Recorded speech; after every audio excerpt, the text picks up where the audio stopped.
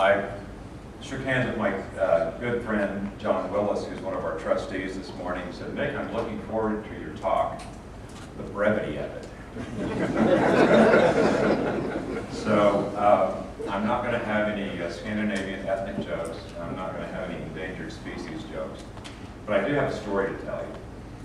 My wife, Brooks, who's not here with me, is an executive in a corporation and likes to dress the part. So a couple of years ago, when she was getting dressed, and I'm a bit fashion challenged, but I did notice she was putting on a jacket I hadn't seen before. But Brooks, is that a new jacket? Yes. Well, where'd you get it? Charlotte Jones' house. Where, Charlotte Jones, the daughter of Jerry Jones, who owns the Dallas Cowboys. Oh, okay. She invited a tailor over from London who does fittings, and he doesn't work for Kate Middleton. Oh. I said, so how much did that jacket cost?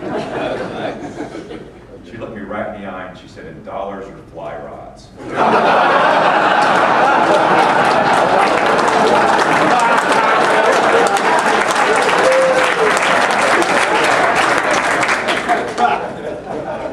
And so I said, okay, fly rods. She said, graphite or bamboo? Okay, bamboo. She stood there a minute, she said, 3.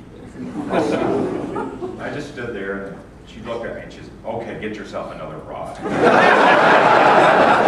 I now have this great 3-piece 5-weight bamboo that I call the jacket rod. What I'd like to do today is 3 things. One is I'd like to share briefly with you an overview of some of our numerical findings in terms of what you told us in your annual financial reports. I also want to spend a little bit of time talking with you about some research on volunteers and volunteer organizations and how that compares with some of the surveys that we've done in 4 of our councils across the U.S. And then close with some examples from 7 chapters who I think exemplify what we're trying to accomplish in TU. So as you know, we are about 148,000 members, and this is kind of a newer, more accurate number than the 150 or so that we've been talking about recently. That's divided into 380 chapters and 36 councils. And as you can see from this slide, our expenses and revenues have flattened out a bit in the last few years, but you'll notice between 98 and 2008, we doubled the amount of revenue in our chapters. It's increased about 20% since then. But again, we're doing 7 volunteer hours per year per member, which is really a 55% increase for what we've done in the past. So it's a big challenge over the next 5 years to ramp up. And given how many volunteer hours we're now contributing, when we get to that number, we're basically going to be doing 1 million hours of volunteer work a year for Trout Unlimited. We're hoping to increase the amount of chapter activities that we do because we see that as a big magnet for bringing people in. We also would like to see about a 15% increase in doing chapter succession plans, and succession planning and leadership is so important to the strength of our chapters. I'd like to turn now to some research on volunteers. As some of you know, I'm a psychologist. I taught in business schools and was a leadership coach and organizational development consultant for a number of years. And when I remember when we began to work on chapter council effectiveness, that one of my grad school colleagues had done a study of volunteer organizations. And I tracked her down, got back in touch with her. She's finishing a term as the Dean of the School of Business at the University of California at Irvine. She's written a book called Volunteers, the Organizational Behavior of Unpaid Workers. So what I've tried to do is take sections from her book and compare it to this data that we've gotten from the surveys. One of the things that she says is, we know leading a volunteer organization is a challenging thing. It's like, you know, herding squirrels or pushing a rope or whatever you want to call it. But it's a different kind of animal than the business organizations that many of us have been involved in. Dr. Pierce says, volunteer organizations exist because they benefit society. They do things that others can't or won't do. The work done as volunteers provides a major opportunity to make a meaningful difference to society, to make life better for others. No matter who you were or are, volunteer work provides a chance to make lasting contributions. Yet thousands of volunteers withdraw from this opportunity out of frustration. They do so because they find they have joined disorganized enterprises in which good people seem somehow to exploit and insult one another. So we have a challenge in terms of leading a volunteer organization. And we're going to look at how that plays out in terms of some of our surveys as well. One of the things that Dr. Pierce found in her research is, and this will come as no surprise to you, most volunteer organizations have a very large, what she calls periphery, and a very small activist core. So there's a very small percentage of members who do most of the work. And even in, you know, I'm in a chapter in Texas with 5,500 members. We have 500 of those members are involved in the lease access fishing program, but it's still the same 25 or 30 people who seem to, over the years, do the work of making all the rest of this stuff happen. So it's challenging to lead an organization. It's also a little, I don't know, people are kind of put off. I was talking with Bob Bierks and Judy Sittler about their Spring Creek chapter, and Bob is incredibly involved. He does their website, he writes grants, he's the president of the chapter, he's involved in a lot of the project work, he attends a lot of the local community organization meetings, and it's basically a 40-hour-a-week job for him. And so the kind of passion that we as volunteers often exude when we are doing the work we're doing can also lead to us giving lots and lots of time. And for someone outside that core who maybe hasn't, as Mark Taylor used to say, drink the Kool-Aid, and doesn't fully understand why we're so excited about it, maybe put off by, well, I don't know if I can be a leader. I can't, you know, I've got a full-time job or I've got a family. So part of that is just the challenge of getting them to begin to work with us and take on some of that passion that's so important. So our passion is sometimes a bit of a two-edged sword. When you look at the surveys that we had done, we singled out 4 high potential councils and sent surveys to the membership in those councils. And we surveyed about 26,000 people and got about a 7% return rate. And Joel Johnson, our chief marketing officer, tells me that's a pretty good response rate for this kind of survey. And you can see, you know, 70% of our group, just like 70% of us in this room, are over 55. We've got a fairly small percentage of women. We heard yesterday that that's beginning to grow, and we've got a good effort from the Women's Initiative, but it's still a fairly small percentage. And about 2/3 to 3/4 of the members receive some sort of regular communication. One of the questions we had, my favorite response from the surveys, one of the questions we asked was, do you attend chapter meetings? And if not, why not? And one guy said, no, I don't attend chapter meetings. And the reason was, I'm old.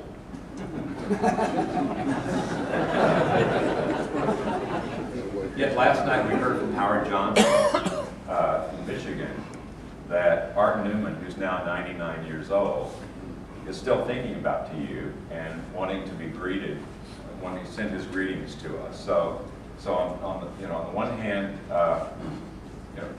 I tell my members in our chapter, and Texas, we have a group called honorary life members, who people make long-term contributions. And I told them, the best thing you can do for your longevity is become an honorary life member, because these guys seem to live forever. We did an honorary life member fishing day on the river, and we had one boat, one drift boat, where the average age was 91 and a half. And the biggest problem we had was one of those guys kept wanting to jump out of the boat and wave. Trying to keep him in the boat. So I think, you know, and I look in this room, you know, seriously, I think a lot of us will live years longer because we have something to commit ourselves to. It's a purpose larger than ourselves. And so we should value those older members, as Chris was saying. One of the things that Dr. Pierce found was that volunteer organizations need to have a strong and clearly defined mission to be able to be effective and to attract people. When you look at these data, you see, we ask people, okay, what are the 3 most important reasons for joining TU? Number 1 was the mission. Number 2, environmental and water quality conservation. Fishing was a distant third. That's a bit, goes against our conventional wisdom, which was people come in to our chapters to learn how to fish and then get involved in conservation. At least in these councils, the mission and environmental work was primary. And it also breaks down in terms of age. People 35 to 65 were most interested in conservation work. Over 65, they like to have regular meetings with speakers. So the challenge there is for us to find ways to meet the needs of all these groups.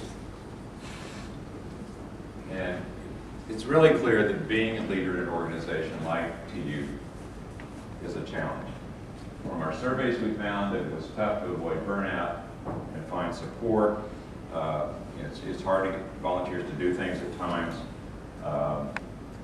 And building an active and engaged membership is really the key to fostering a new generation of leaders. Dr. Pierce says that volunteer leaders create themselves from their own commitment to the organization's goals. And for control, volunteer organizations usually depend on interpersonal influence and respect for a valued leader rather than administering rewards and punishments. So volunteer leaders must continually experiment to find things that work as rewards for their members. And sometimes those rewards are out of the control of the leader. So we can also see at both the chapter level and council level, there are challenges that need to be faced for the leaders. And you'll see some parallels here. The first 2 items in both chapter and council surveys, recruiting members and balancing being a volunteer with the rest of your life is a big challenge in both groups. Dr. Pierce found that volunteers are usually recruited by friends, and friendships play a large part in whether they stay around and how hard they work. And that volunteer organizations must either have strong interpersonal ties or a clear management structure, or both, to be successful. She also found that close interpersonal ties seem to create the supportive interpersonal climate that can be so attractive to volunteers.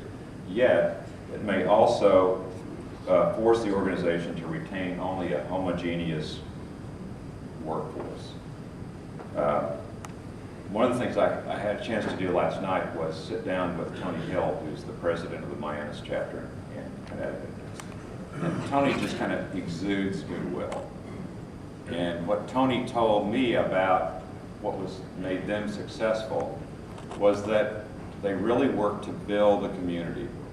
And they very specifically develop a number of activities that will bring in new people and then try to pair their older members with the newer people. He said, one of the things that we try to do is we always try to carpool to our fishing trips or our work days, so we can put the new members with the older members and they can get to know each other, and the new people can learn more about what we're trying to do and kind of catch the passion or learn more about the fishing area by being paired with a more experienced person, which I thought was, why haven't we thought of that before?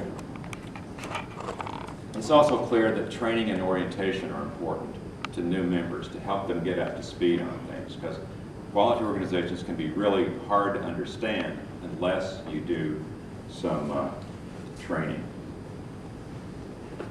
And it's also clear from the surveys that both the chapter leader and the council leader positions seem unclear to people. It's hard to communicate the roles and responsibilities. And when that's the case, people are reluctant to take on those jobs because they seem like this big amorphous time sink, if you will. So across the 4 states, they had similar challenges as leaders. Succession planning, communication, finding ways to engage members, and attracting diverse membership. It was also clear as we were doing this study that finding ways to develop and train leaders was important. So I proposed that we found a Trout Unlimited Leadership Development Institute where we identified, with your help in the chapters and councils, a dozen or so diverse up-and-coming potential leaders. Bring them together, give them a real TU issue or problem to solve, give them some coaching and development as leaders as they move forward, and have them work on a solution and come back to us at an annual meeting and present their proposals. So we're in the process of trying to find funding for that, and if we do get the funding, we should be back to you in the near future asking for potential nominees for this Development Institute. So we really appreciate your support.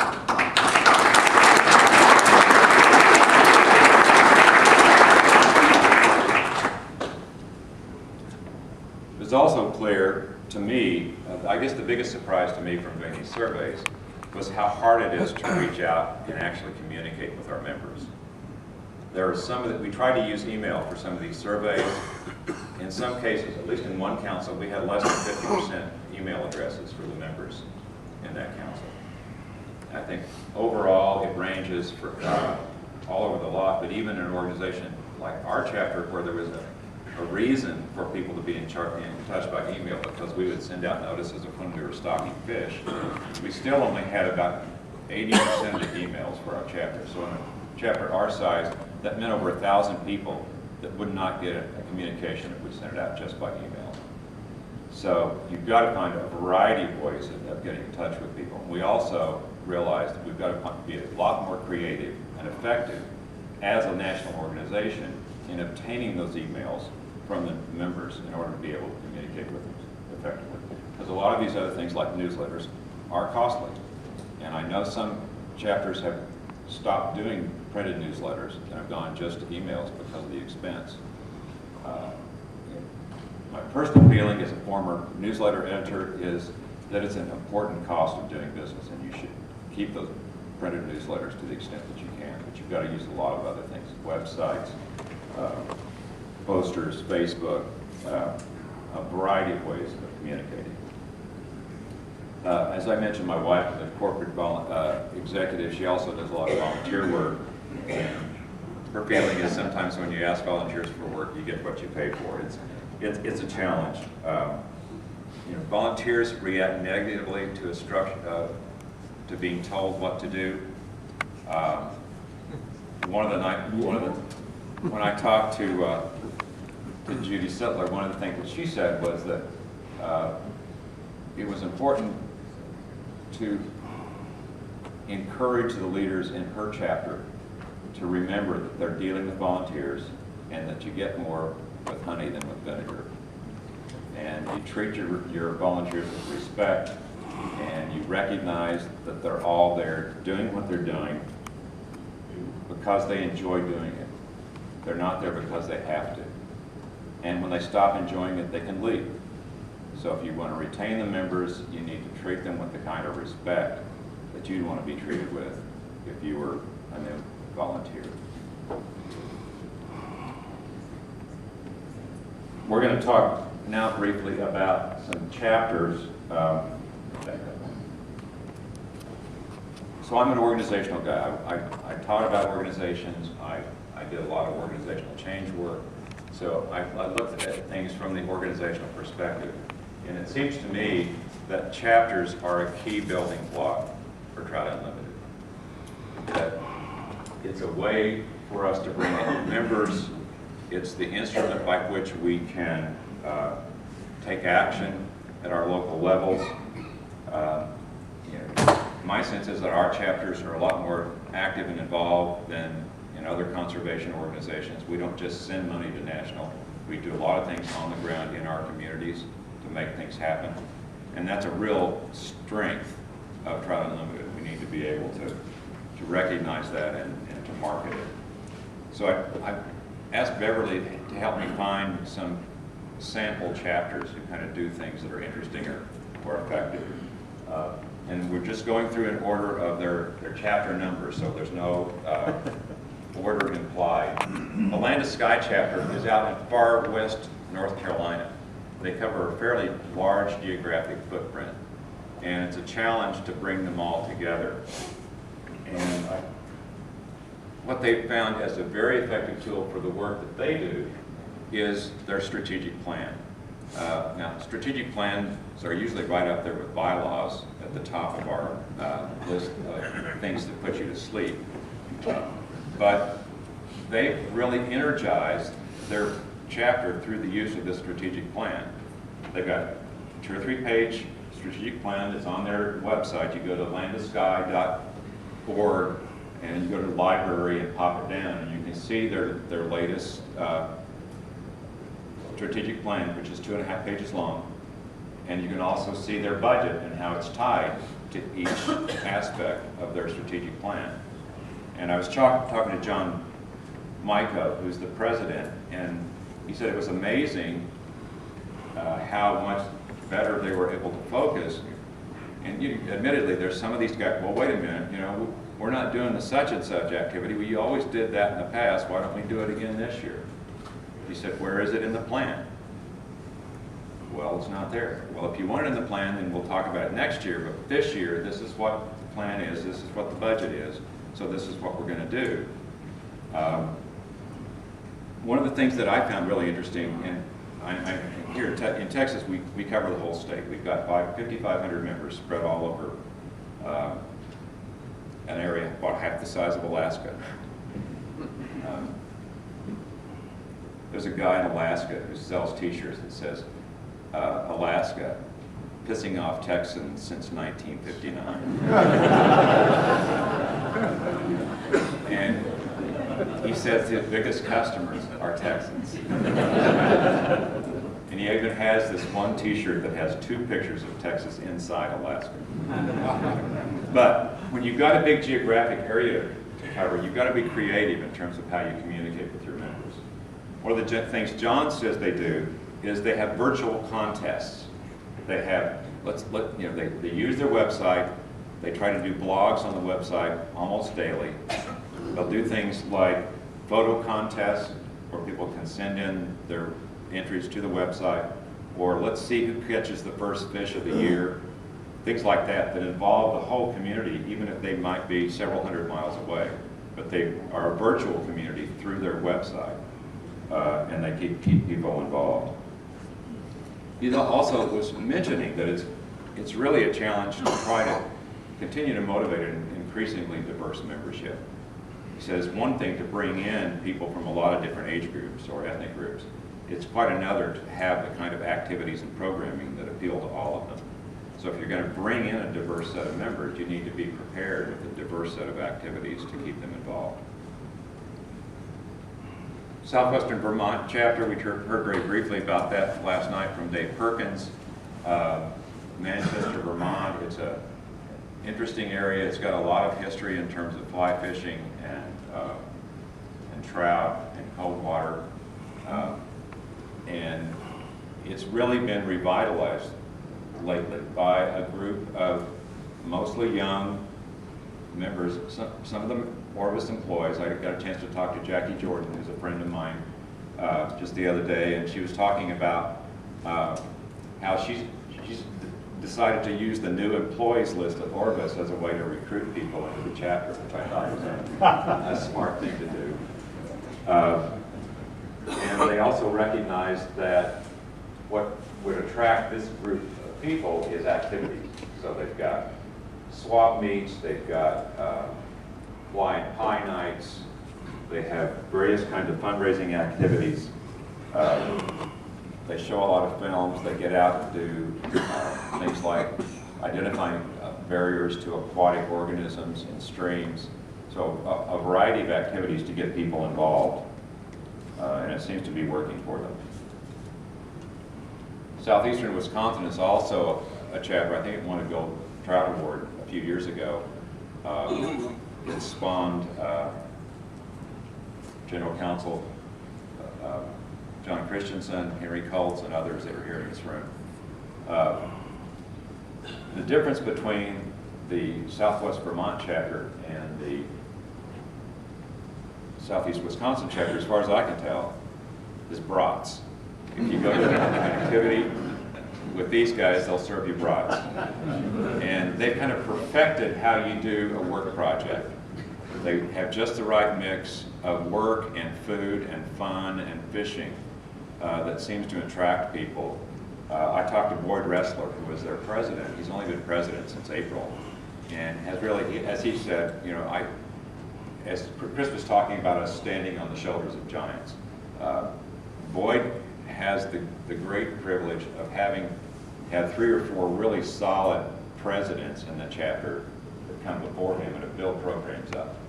So I said, what's your biggest challenge as a chapter president? He said, having a calendar big enough to keep track of all the activities. He said, I was missing activities because things were happening so fast that I wasn't familiar with, so I just had to keep track of it. So, you know, having a model for what makes things work in terms of activities and using that as a way to attract people really works for them. The Truckee River chapter is in California, in the Sierra Nevadas.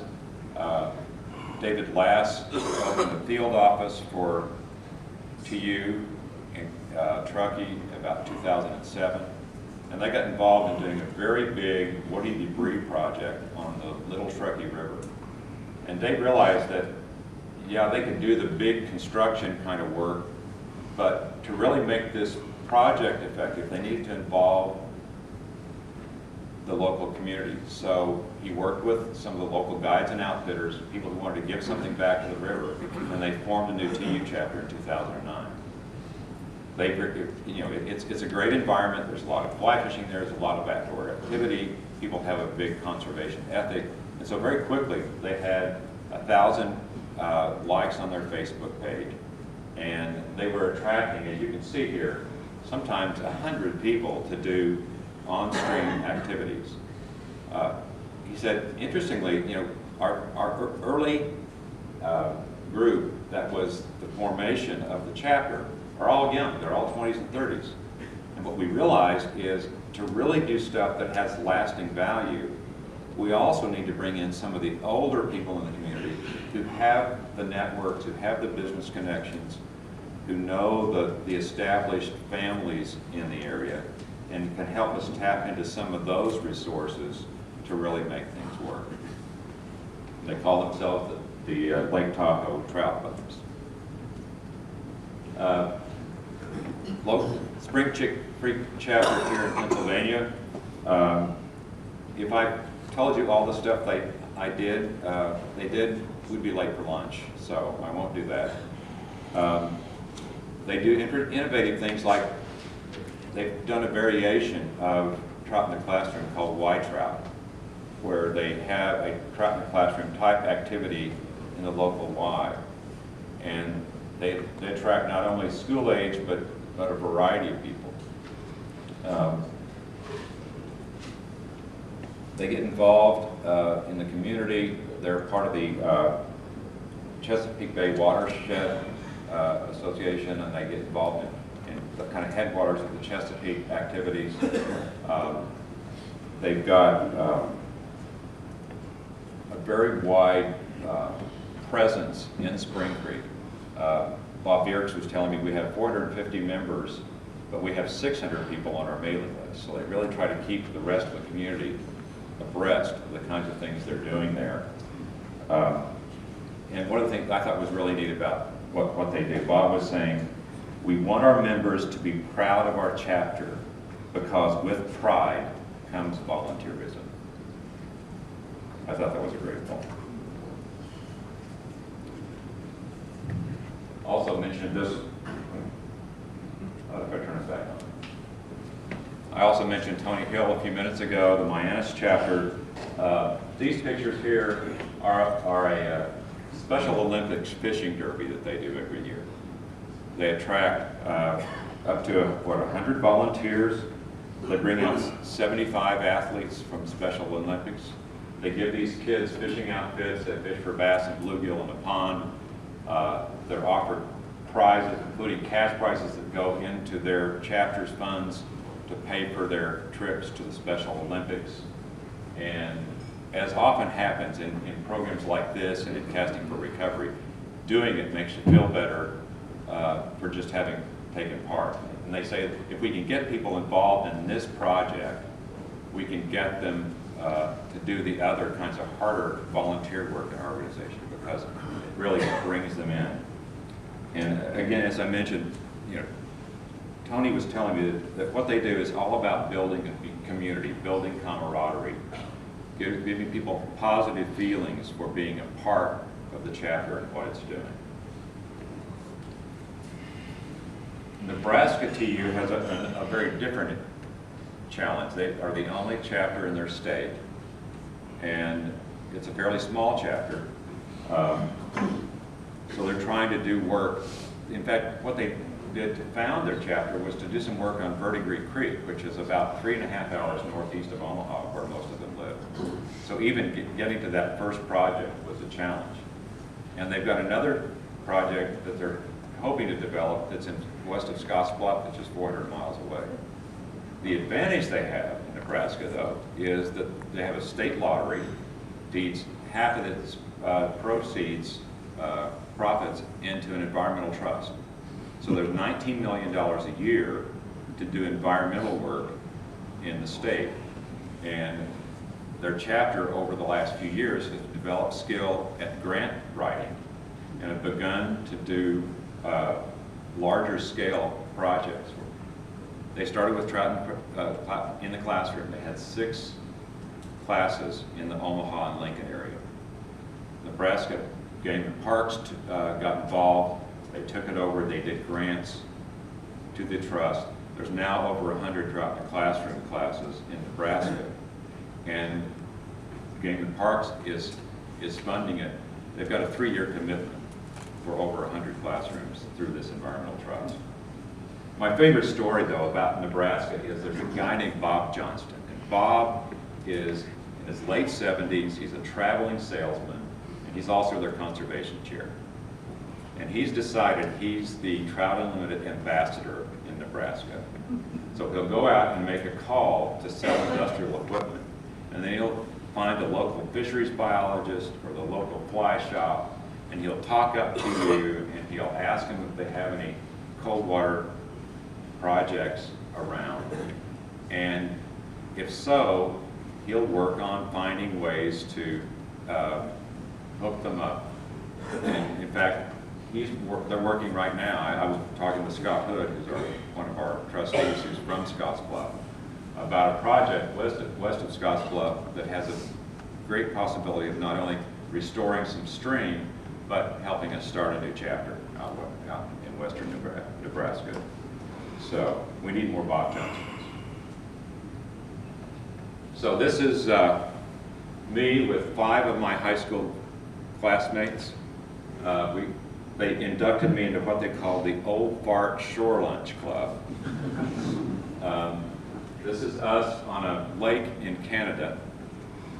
This is the first time I've seen these guys in 49 years. Next year we have our 50th reunion. And with the common bond of fishing, that actually we were put in touch with each other via Facebook.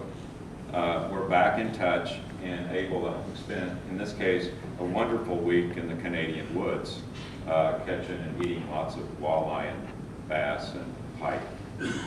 And, you know, I was able to share with them about TU. They were able to share with me their various passions. And it reminded me of an article that I read a few months earlier by a guy named David Brooks, who's a syndicated columnist in the New York Times. And he's written a book called The Road to Character. And the article was called The Moral Bucket List. And he was wondering about the difference between what he calls resume virtues and eulogy virtues. He wondered what kind of adventures produce goodness rather than build resumes. He says that too often we get caught up in doing the things that will look good on a resume, like having a high GPA in college or strong results in a job. And too often that can crowd out the types of activities that help us build character, that develop virtues like loyalty, dedication, commitment, kindness, trustworthiness, the sorts of things that someone would say about you, your eulogy. So having read that and having thought about what we do to you, I sent this note to Chris Wood. I said, Chris, what we're about is not measured in resume virtues, of numbers of members increased, nor dollars brought in, nor stream miles restored, nor helping make fishing better, though they are all important adjuncts.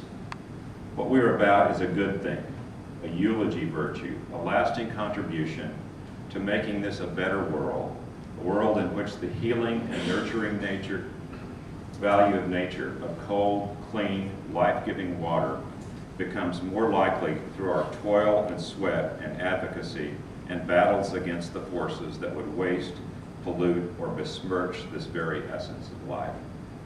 What we are about may have pragmatic value, like giving us more and better places to fish and increasing the numbers of fish by improving their habitats and purifying the water that surrounds them and circumscribes their world.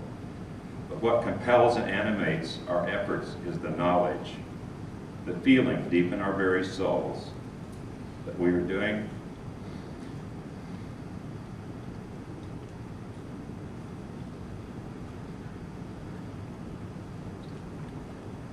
a good and abiding thing, an ennobling thing, a thing that will live and last beyond us, a legacy not measured in resume virtues, but eulogy virtues, an immortal contribution to our world and the generations that follow.